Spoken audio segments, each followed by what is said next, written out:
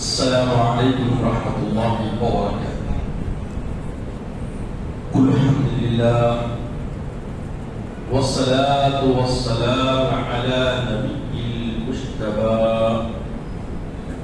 وأحمد المصطفى صلى الله تعالى عليه وآله وصحبه وأزواجه وأهل بيته وعفاته أجمعين دائما أبدا أبدا إلى يوم الدين. بعد أمري والصلاة فأعوذ بالله من الشيطان الرجيم. بسم الله الرحمن الرحيم. لقد خلقنا الإنسان في أحسن تقويم ثم رددناه أسفل سافلين إلا الذين آمنوا وعملوا الصالحات وَلَهُمْ أَجْرٌ غَيْرُ مَمْنُونٍ. صدق الله العظيم وصدق رسوله النبي الأمين الكريم من الشاهدين والشاكرين. تمام تعریف مالک حقیقی وحدہ لا شریک کے لیے سزاوار ہے، جو کل جہانوں کا مالک و خالق ہے، جو اپنی ذات میں تنہا و یکتا ہے، جس کا کوئی مثل و مانی نہیں، جس کا کوئی ہمسر نہیں، کل عیوب سے پاک اور مبرہ ہے، جو چاہتا ہے کر گزرتا ہے، اس کے اختیار کو کوئی روک نہیں سکتا، وہ قدیم ہے، ابد الآباد سے ہے اور ہمیشہ ہمیشہ رہنے والا ہے۔ میں گواہی دیتا ہوں کہ نہیں ہے کوئی معبود برحق لائق عبادت سوائے اللہ جل وجلہ کے، اور میں یہ بھی گواہی دیتا ہوں کہ محمد عربی صلی اللہ تعالی علیہ وآلہ وسلم اللہ کے بندے اور خاص رسول ہیں۔ صلاۃ و سلام نازل ہو ہمارے آقا نامدار حضور تاجدار محمد عربی صلی اللہ علیہ وسلم پر، آپ کے آل پر، آپ کے اصحاب پر۔ عزیز اور بزرگوں، اللہ جل وجلہ کا ارشاد ہے کہ تحقیق کہ اس نے انسان کو ایک اچھے سانچے میں پیدا فرمایا، اس کی تخلیق بڑی عمدگی سے بہت ہی اعلیٰ انداز سے کی گئی، کوئی اس میں کجی نفس سے اللہ تعالیٰ نے بالکل ان کو جدا بنایا اور پھر ان کو آزمائش میں ڈالا، اسفل سافلین، بالکل انتہائی نیچے انداز میں چھوڑ دیا۔ اب اس کے بعد ان کی کیا شروع ہو گئی؟ آزمائش۔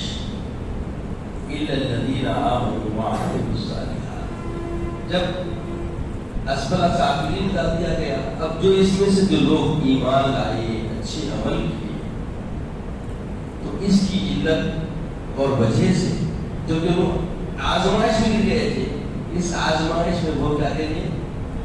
اللہ پر یقین، اللہ کی رضا کی، اللہ کی مشیت کی، اللہ کی چاہ کے ارادت کے مطابق انہوں نے اپنے آپ کیا کیا؟ سوارا، سیچا، تیار کیا۔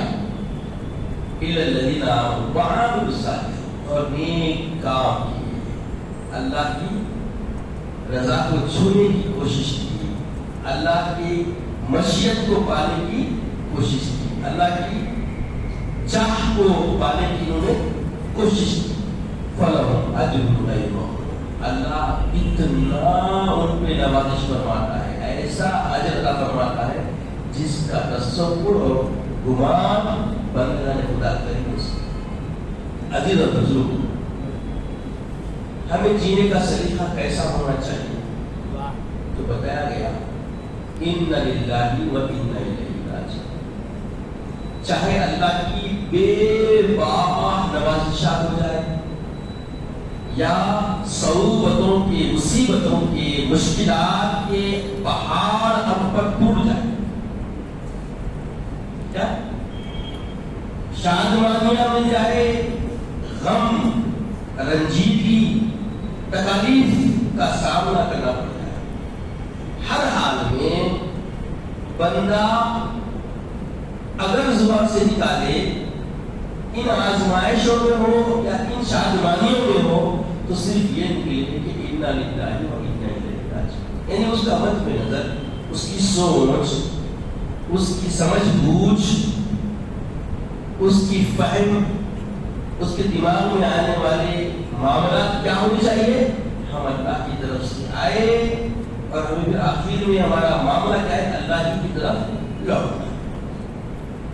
اب جو بندگان خدا اس طریقے سے جیئیں گے، اپنی زندگی گزاریں گے، زندگی ان کے لیے کیا ہو جائے گی؟ ہلکی ہو جائے گی، بارے گرا نہیں ہوگی۔ ان کے لیے آنے والی ہر مصیبت کیا ہوگی؟ ان کی سوچ میں، ان کے دماغ میں یہ ہے، یہ کیا ہے؟ انا للہ، یہ جو آئی ہے، یہ لائی گئی ہے یا آئی ہے، تو یہ بات پکی ہے کہ ہمیں یہاں پہ رجوع کدھر رہنا، اور اس کو دور کرنے کی راہ کیا ہے؟ وَإِنَّا إِلَيْهِ راجعون۔ ہلکا ہو، خوشی میں ادھرنا نہیں ہے اور غم میں نا امیدی اختیار نہیں کرنا ہے۔ اور ہمارے درمیان جب ہم اپنی زندگیوں کو دیکھتے ہیں، اپنے آس پاس میں ہم دیکھتے ہیں، تو یہی تو سب ہو رہا ہے۔ خوشی کی انتہا میں آ گئے تو شار اسلام محمد عربی صلی اللہ علیہ وسلم جو ہمارے نبی ہیں، پیغمبر ہیں، ان کی اتباع، ان کی پیروکاری سے بغاوت کر دیتے ہیں۔ اور جب غم آتا ہے تو اللہ پہ الزام کر دیتے ہیں، ارے کیا مصیبت ہے، ہمارے لیے ہے کیا، اللہ نے ہم کچھ آزمایا کیا، نعوذ باللہ، ایسے کلمات۔ کیوں کہ ہماری تربیت، ہمارا جو روزمرہ زندگی کے سلیقے سیکھنے کا ڈھنگ جو ہے، ہم نے ایسا ہی بنا دیا۔ ایسے ہی لوگوں کے درمیان میں ہم رہتے ہیں جو اس نظریات کے حامل ہیں، نظریات کے عادی ہیں، نظریات اپنے اندر رکھنے والے ہوتے ہیں۔ تو اب ہم یہ جو کجی یا کثافت، یہ سمجھے، یہ جو تکلیف کی جو چیزیں ہیں انسان کے اندر، یہ موٹی موٹی باتیں کر لے کے بس گزار لے رہے ہیں۔ تو اب ہماری سوچ بھی ایسی جو ہے، ہمارے ارادے بھی ایسی جو ہے، تو بولتے نا کہ ایک طریقہ بولی کا تعمیر، مشہور کہاوت ہے ہمارے اپنی زبان میں، بولی کا تعمیر، یعنی جتنا ہم رہ رہے ہیں اسی کو سمندر سمجھ رہے ہیں، اسی کو تالاب سمجھ رہے ہیں، اور اسی کو پوری دنیا سمجھ رہے ہیں، اور آخرت کے نظریات بھی بالکل ہم نے محدود کر لیے، چھوٹے کر لیے۔ جبکہ یہ چیزیں کہاں سے ملتی؟ مسجد میں آئے، محراب کے قریب ہونا، ممبر کے قریب ہونا، امام کے قریب ہونا، مؤذن سے اچھے طریقے سے ملنا، تو آپ کو ایک نظریہ ملتا۔ اب دیکھیے، امام ہے، امامت کر رہا ہے، پنج وقتہ نماز کی پابندی کر رہا ہے، مواظبت کے ساتھ، ریگولر پنکچویلٹی کے ساتھ، ہے نا، بات سمجھ رہے ہیں؟ بالکل لمحے ب لمحے کا خیال رکھتے ہوئے چل رہا ہے۔ بھائی اس دور میں، اس زمانے میں چھوٹے سے چھوٹی مصروفیت رکھنے والے بندے کی ماہواری، ماہانہ آمدنی کیا معیار ہے؟ آپ کی مسجد میں خاطر خواہ نظرانہ ملتا ہو، مگر عمومی طور پر، عام طور پہ جب مساجد کا مشاہدہ کرتے ہیں وہ تکلیف ہوتی ہے۔ آپ دیکھیے کہ وہ اپنی ذمہ داریوں میں اس نذرانے کی فکر میں نظر نہ آئے، ایسا نہیں ہوتا۔ یہ بات سمجھنے کی ہے۔ کبھی اس بارے میں استفسار سوال کر کے کوئی اپنے مقام کو مجروح کر لیتا ہو، گاہے گاہے کی بات نہیں، جزیات کا مشاہدہ کر کے کلی پہ گفتگی، ایک دو تا دیکھ کے پورے ملزمہ ایسے ہوتے جو سوچتے نہ تو ان کے لیے بتا رہا ہوں۔ دیکھیے آپ کہ کثرت سے ممبر و محراب کی زینت بننے والے کبھی طالب مال نہیں ہوتے، مال کے مانگنے والے نظر نہیں آتے، کیونکہ ان کے لیے ان کی تعلیم، ان کی تربیت، ان کو جو ماحول ملا ہے وہ کس بات کا ملا کہ بھائی کفایت میں خدا کی رضا ہے، اور کفایت بھی ایسی کفایت کہ اللہ ان کو کافی بناتا ہے، اور ایسی کفایت اللہ فرماتا ہے کہ لوگ دیکھ کے سوال کرتے ہیں کہ مولانا کی گھڑی ایسی ہے، مولانا کی انگوٹھی ویسی ہے، مولانا انگوٹھی کی قیمت کی ہے، مولانا گاڑی آپ کی کس حوالے کی، ارے کیسا چل رہا؟ یہ بھی اللہ تعالیٰ اپنے کلام کے ذریعے بیان فرماتا ہے کہ جو متوکل ہوتا ہے، جو رجوع اللہ رہتا ہے، جو اللہ کی رضا جوئی کا طالب رہتا ہے، اللہ کی خوشنودی کے حصول کے لیے حبیب پاک صلی اللہ علیہ وسلم کے وصفے کو نمونہ حیات بن کے جینا شروع کرتا ہے اور اسی طریقے طرز پہ جیتا ہے جیسا اس کا حبیب نے جیا ہے اور جی کے سکھایا ہے، تو اللہ تبارک و تعالیٰ اس کی غیبی امداد فرماتا ہے اور لوگ حیران ہوتے ہیں کہ کہاں سے نعمتیں آ گئی۔ یہ جو چیزیں ہیں یہ اللہ پہ پورا بھروسہ کرنے کے بعد اسی ہو، غم میں ہو یا خوشی میں ہو، ہر حال میں خوش ہو، جنہیں الفت خدا کی ہے، میرا نہیں ہے سر یہ امانت خدا۔ یہ اسوہ آپ اہل بیت اطہار میں دیکھیں گے، یہ اسوہ آپ سلف صالحین میں جو محبان اہل بیت اطہار صحابہ کرام کی زندگیوں سے جن کو لگاؤ، جستجو اور یہ محبت، لوگ محبت ہے، ان کی زندگیوں میں آپ یہ چیز پائیں گے کہ وہ لوگ کیا کرتے ہیں، ان کے اندر اللہ سلیقہ دے دیتا، طریقہ دے دیتا، کم مشاہرے کے اوپر بھی، کم آمدنیوں کے باوجود ان کے پاس نعمتوں کی کمی نہیں ہوتی، اور دنیا ہے کہ حیران و سجدہ۔ اور پھر عام معاشرتی زندگی ہم جب دیکھتے ہیں، جیسا کہ اب آپ دیکھیے، اب کل پہلی بولتے ہیں آپ سرکاری زندگی، جیب کی گرمی بھی ہے کہ درمیان میں یہ پہلی چاند کی بنا ہے نا، سفر سے شروع ہوا، تو سفر کے بارے میں نظریات مختلف ہی ہے لوگوں کے، اتنا وقت گزرنے کے باوجود اسلام پوری دنیا کے چپے چپے میں پہنچنے کے باوجود، گوشے گوشے میں پہنچنے کے باوجود، کونے کونے میں پہنچتا ہے اسلام۔ اب دنیا کا کوئی گوشہ باقی ہے تو بتائیں، کیا اسلام نہ پہنچا ہو، اسلام کی اشاعت کا کام نہ ہوا ہو، اسلام کی تبلیغ نہ پہنچی ہو، اسلام کی دعوت نہ پہنچی ہو، کوئی گوشہ باقی نہیں دنیا میں۔ میرے آقا سید عالم صلی اللہ علیہ وسلم کی سڑی اللہ نے ایسے قبول فرمائی، ایسے مقبول فرمائی کہ سند دی ان الدین عند اللہ الاسلام۔ اب روئے زمین پہ اللہ کی پسند کا، اللہ کی سب کی رضا جوئی کا اگر کوئی دین باقی ہے تو وہ صرف اور صرف کیا ہے، وہ اسلام۔ تو یہ سند اللہ تعالیٰ مکمل ہو جاتی ہے۔ اب اکملت لکم علیکم، یہ جو سند اللہ دیا یہ دین مکمل ہو گیا، اب یہ بات پر کیا ہوا، دین کامل ہو گیا۔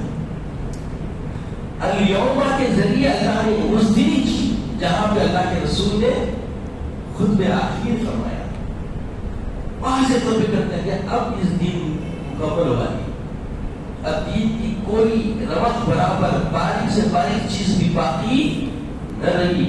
سید عالم رحمت العالمین مولوی انسانیت نے اپنے تعلیم کے ذریعے، اپنی اشاعت کے ذریعے، اپنی کوشش کے ذریعے، اپنی زندگی کے سلیقے کے ذریعے قیامت تک آنے والے بندگان خدا کو پورا پیغام مکمل عطا کر دیا۔ اب کوئی گلی نکالتا ہے تو اس کی فہم کا قصور ہے، اس کی سوچ سمجھ کا قصور ہے۔ تفقہ فی الدین ہر ایک کو نہیں ملتا، جو گندگیوں سے نکلتے ہیں، جو پلیدیوں سے نکلتے ہیں، جو اپنے کردار سیئات گناہوں سے نکلتے ہیں، اللہ تعالیٰ انہی کے لیے یہ انعام، یہ اکرام فرماتا ہے کہ ان کو تفقہ فی الدین کی نعمت حاصل، دین کی سمجھ بوجھ، دین کی سمجھ بوجھ ہر کس نہ کس میں نہیں ہوتی، اگر ہوتی تو پھر ہر کوئی امام ہوتا، مسجد میں امام کوئی منصبش نہیں ہوتا، خطیب کوئی منصبش نہیں ہوتا، چونکہ ہر کوئی جاننے والا ہو گیا، ہر کوئی سمجھ بوجھ تفقہ دین کی سمجھ رکھنے والا ہو گیا۔ تو یہ انتخابات جو ہو رہے ہیں، یہ جو معاملات چل رہے ہیں، اس کی علت، اس کی بنیاد، اس کی وجہ کیا ہے، آپ کو جواب مل جاتا کہ کچھ انسانوں کے اندر کوتا پنی ہے، یعنی عمل کرنے میں کیا ہے، کمزوریاں ہیں، عمل کرنے میں کیا ہے، کچھ ہوتا ہے کہ میں کمزوریاں ہیں، تو اس کمزوریوں کی وجہ سے اللہ تبارک و تعالیٰ کا یہ انعام ہر ایک کے برابر نہیں ہوتا۔ اب سفر کا مہینہ آ گیا تو سفر کے مہینے کو بہت سارے لوگ اپنے اپنے خیالات سے ایسا دیکھتے ہیں جیسا دیکھنے سے اسلام نے منع کیا۔ اسلام نے کیا منع کیا؟ اسلام کے آنے سے پہلے لوگوں میں یہ بات پھیلی ہوئی تھی انسانوں میں کہ سفر کا مہینہ نحوست کا ہے، منحوس ہے۔ یہ کب کی بات ہے؟ یہ بولیے، اسلام کے آنے سے پہلے کی بات۔ اب اسلام آنے کے بعد جب سید عالم قاسم الکوثر محبوب خدا صلی اللہ علیہ وسلم نے دیکھا کہ لوگوں میں ایسے باطل عقیدے ہیں، برے عقیدے ہیں، غلط عقیدے ہیں پائے جاتے ہیں جس کا اسلام میں کوئی معاملہ نہیں، کوئی مقام نہیں، کوئی مرتبہ نہیں ہے، تو اللہ کے نبی سید عالم صلی اللہ علیہ وسلم نے فرمایا لا عدو ولا تطیرۃ ولا حمامۃ ولا سفر ولا غرابہ، ایک حدیث میں کہا کہ یہ جو عقیدے ہیں کوئی بیماری آئی تو کوئی بیماری متعدی نہیں ہوتی، کسی بیمار کو ہاتھ کی طرف آ رہے ہیں، شریر بھی نہیں آ رہے اور اس کو اچھا کر دے رہے۔ اسلام ایسے نظریات کا، ایسے سوچ کا کوئی گنجائش اسلام کے اندر آنے والوں کے لیے نہیں ہے، نہیں بات سمجھ رہے؟ پھر اس کے بعد بولے لوگ کیا کرتے تھے، کچھ بھی کام کرنے سے پہلے کچھ لوگ ہوتے تھے ان سے بات کرتے ہوں پرندے اڑا دیتے، پرندہ سیدھا اڑ کے چلے گیا، سمجھتے تھے کام میں کامیابی ملے گی، اور اگر وہ پرندہ جو ہے نیچے گیا یا اوپر گیا کام تو ہوگا مگر دقتیں پیش آئی۔ اگر پرندہ بائیں طرف چلے گیا تو سوچتے تھے کام نہیں ہو سکتا۔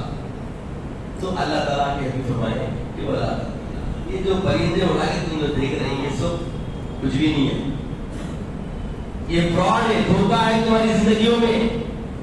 ابھی بھی بات آ کے بولتے فال کو لوگ ہوتے ہیں، فال کوسا فیل ہے، سمجھ نہیں آتا، یہ بات رائے جاتی بھی لوگوں میں۔ اچھا ایک چیز ہے بتاؤں، تھوڑے شکر نعمت کے لیے بول رہا ہوں، کچھ غلط کرنے سب کچھ میں بنانے کی بات نہیں، میں بتانا چاہوں گا۔ ہم صحبت گزارنے کی علماء کی بھی مکتب ہمارا حنفیت اہل سنت جماعت، مشرق نقشبندی جماعت، نقشبندی مجددی قادری سلسلے سے ہمارا مشرق تھا، تو ادھر سے ہم کو روحانیت کا معاملہ ملا، ادھر سے ہم آپ کو شریعت کا معاملہ، تو ہم کو کسی اور طرح کی ضرورت آج تک تو نہیں پڑا۔ تو اب جو ان اہل اللہ سے اہل علماء کے نائبین وارثین انبیاء سے جو چیزیں ہم کو ملی ہے، چہرہ دیکھتے وہ تو بھائی کی طبیعت ایسی ہے، یہ مزاج کے حامل ہے، یہ نظریات ہے، یہ ایسے ایسے موقع پہ ایسے ہو رہے ہیں، خالی دیکھ کے فال کو دیتے۔ یہ کہیں بتانا چاہ رہا ہوں، نفسیات کا ایک علم ہوتا، اور یہ اس میں ماسٹری جو ہوتی ہے، اس میں جو مہارت ہوتی ہے اصل تک وہ حاصل ہوتی ہے۔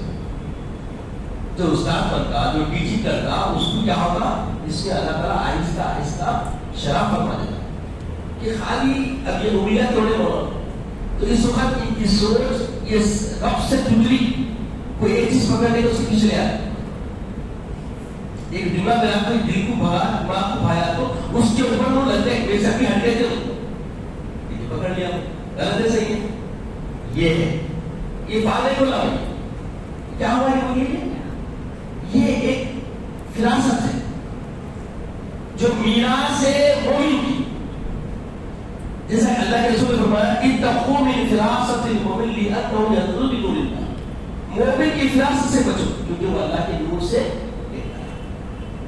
جب فراست آتی ہے تو یہ کس سے آتی؟ عمل سے آتی، راسخ عقیدے سے آتی، اچھی سوچ سے آتی۔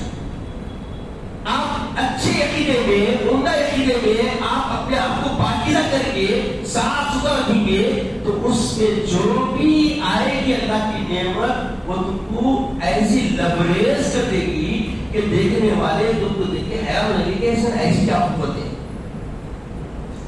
سمجھ آ رہی ہے؟ ایسی کیا قوتیں ہیں اس کے پاس کہ عام لوگوں سے اس کے جینے کا سلیقہ طریقہ نظریہ بالکل الگ ہو گیا, مستثنا ہو گیا. اور یہی طریقہ ہمارے سلف صالحین نے اپنایا. خواجہ معین الدین چشتی رحمۃ اللہ علیہ اور اللہ برکتہ, آج ان کی خبر بڑھ جائے کرائے, بار بار جانے والا بار بار جاتا. آخر کیوں جاتا؟ کیونکہ انہوں نے اسی کے اندر اپنے اندر کمال کو رکھتے بندگی میں. کوئی آتا تو اس کو بولے بغیر اس کے بھوکے ہونے کا علم اس کو بولا, ان کو بولا. حالت میں ہوتا تو آیت ہوتی کیا ہے, کس سبب سے آیا آپ نے, آنے کی علت کیا ہے, اس کا علم ان کو ہوتا. یہ اللہ کی حمایت سے, اللہ کی عطا سے, ہاں اللہ کی قربت کی وجہ سے, اللہ کی معرفت حاصل کرنے کی وجہ سے, یہ سب اللہ کی طرف سے ان کو علم نصیب ہوتا. تو یہ معاملی مدرس, درس دینے والا, معاملی کلام کرنے والا, لوگوں کے بیچ ربط رکھنے والا, اس کی کیفیت دیتی ہے کہ خالی آپ کی چال اب گھومتے بیٹھے تو گھومتے گھومتے بھی رہتے لوگ. تو اس بات کے بیچ میں کچھ ترتیب یہ آتا جو ہنتے ہیں رابطے کے لیے. لوگ سمجھتے ہیں خطیب صاحب آتا بار بار کیوں ہلاتے, یہ ہلانے میں بھی کمال ہے, سمجھنا ہے. لوگوں کو اس کا علم نہیں ہے. یعنی ہر 15 منٹ کے اندر انسان کیا ہوتا, ڈسٹرب ہوتا. کوئی ایک چیز کی طرف سوچنے لگا تو سنتے سنتے سنتے چلے آتے. تو اس کو پھر واپس آنے کے لیے یہ طریقہ ہوتا. اب اکثر دیکھیں لیکچر دینے والے لیکچر ہوتے ہیں, انہوں بھی کیا کرتے ہیں, لیکچر دینے والے درمیان میں کچھ نہ کچھ ایسی چیزیں استعمال. اس لیے انسان ایک ساتھ کسی ایک چیز کے لیے اپنے میں نہیں رہتا, بیچن کھل رہا ہے. تو ویسے ہی جب اسلام آیا تو اسلام نے سب سے پہلے اس چیز کا ستیہ کیا کہ دیکھو یہ جو یقینت کو بنانے کے لیے سفر بنو سے, اس کا کوئی اسلام میں اس سوچ کا کوئی معیار نہیں. یہ سوچ کیا ہے آپ کی, باقی رہے. کمبل کو اڑتے ہوئے لیتے تو اس سے بھی پار لے لیتے تھے لوگ. اگر ہدہد کو اڑتے ہوئے دیکھتے تو اس سے بھی اچھا شکر لے لیتے تھے. اور اگر کوئی گیت کو دے لیتے تو اسے بشری لے لیتے تھے. تو اللہ کے نبی رحمت عالم معلم انسانیت نے یہ سلیقہ سکھایا کہ سب یقین باتیں ایسے